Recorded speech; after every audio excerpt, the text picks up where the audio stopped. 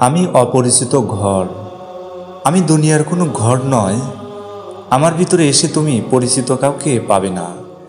অপরিচিত কোনো স্থানে গেলে যেমন প্রয়োজনীয় সব কিছু নিয়ে যাও, অনির্দিষ্টকাল তোমাকে এখানে থাকতে হবে। তার জন্য যতটুকু প্রয়োজন প্রস্তুতি গ্রহণ করে তবেই আমার কাছে এসো।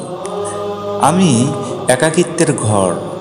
এখানে বন্ধুবান্ধব, আত্মীয় স্বজন বা সাথী সঙ্গী হিসেবে কেউ থাকবে না। অনির্দিষ্টকাল তোমাকে একাকীই থাকতে হবে। একাকিত্বের কষ্ট যেন তোমাকে অস্থির করে না তোলে, সেজন্য সঙ্গী হিসেবে কিছু নিয়ে আসার ব্যবস্থা করো। আমি মাটির ঘর।